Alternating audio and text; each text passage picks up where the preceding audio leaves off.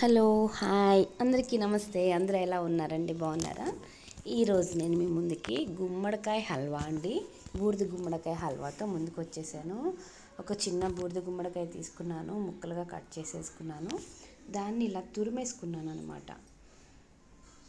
తురిమేసేసి ఒక ఫుల్ కప్పున్నర వచ్చిందండి. వాటర్ అంతా ఫిల్టర్ చేసేసాను. దాన్ని తీసుకున్నాను, కప్పున్నర వచ్చింది ఆ తురుము.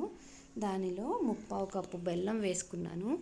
తర్వాత ఒక 4-5 ఇలాచి దంచేసి వేసేసుకున్నాను. మొత్తం కలిపేసి స్టవ్ మీద పెట్టేసుకుందాము. స్టవ్ మీద పెట్టేశానండి. అది లో ఫ్లేమ్లో చాలా స్లోగా చిన్నగా బాయిల్ చేస్తూ ఉండాలి, ఉడుకుతూ ఉంటుందండి. సిమ్లో పెట్టుకోండి.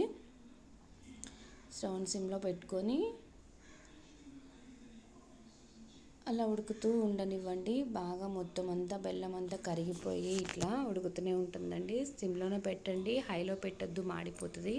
కలుపుతూనే ఉండాలి, కలపకపోతే మాడిపోతూ ఉంటుందండి. అది కొంచెం మొత్తం బెల్లం అంతా మొత్తం కరిగిపోయి పూర్తిగా మొత్తం ఆ వాటరు, ఈ బెల్లం వేసినప్పుడు వచ్చిన వాటర్ మొత్తం కూడా అదంతా ఇంకిపోవాలి. మొత్తం ఉడికిపోతుంది. దాంట్లోనే వాటర్ తీసి చూసారా, ఇలాగా ఉడికిపోయి ఇలా వచ్చేస్తుంది. ఒక గ్లాసు మీగడ పాలు తీసుకున్నానండి, ఫుల్ క్రీమీ పాలు తీసుకున్నాను.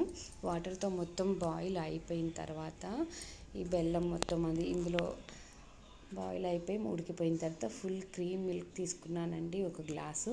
దానిని వేసేసుకుందాము, మంచిగా కలిపేసుకుందాము. ఇది కూడా కొద్దిసేపు అట్లాగా ఉడకనిచ్చేద్దాం అనమాట. ఆ పాలల్లో మొత్తం అంతా కలిసిపోయి ఉడికిపోతుంది.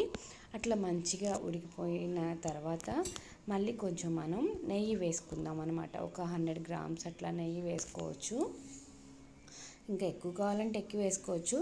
నేను కొంచెం వేసుకున్నాను, ఒక 100 గ్రామ్స్. ఒక చిన్న బౌల్తో నెయ్యి తీసుకొని నెయ్యి వేసుకున్నాను అనమాట. జీడిపప్పు అవి అందులో వేపేసి అవి పక్కన పెట్టేసుకొని ఆ నెయ్యినే ఈ హల్వాలో వేసేసుకున్నాను. పాలు అవి మరిగిపోయిన తర్వాత పాలు వేసుకున్నాను కదా గుమ్మడికాయ హల్వా అందులో. అది మొత్తం కూడా ఉడికిపోయిన తర్వాత నెయ్యి వేసుకున్నాను. డ్రై ఫ్రూట్స్ని, జీడిపప్పు, కిస్మిస్, పిస్తాని వేపేసి తీసేసుకొని పక్కన పెట్టుకొని ఆ నెయ్యినే అందులో వేసేసుకున్నాను అనమాట. ఆ నెయ్యి కూడా వేసేసి ఇంకొద్దిసేపు వేగనివ్వండి. ఆ నేతిలో కూడా ఇంకొక 5 మినిట్స్లో రెడీ అయిపోతుందండి. హెల్త్కి చాలా మంచిది ఈ గుమ్మడికాయ. బూడిద గుమ్మడికాయ జ్యూస్ తాగుతున్నారు ఇప్పుడు ఎక్కువగా. హల్వా కూడా అన్నీ చేసుకోవచ్చు, క్యారెట్ హల్వా, సొరకాయ హల్వా చేసుకోవచ్చు. నేను బూడిద గుమ్మడికాయ హల్వా కూడా చేశానండి. రెడీ అయిపోయిందండి. టుడే రెసిపీ వచ్చి బూడిద గుమ్మడికాయ హల్వా.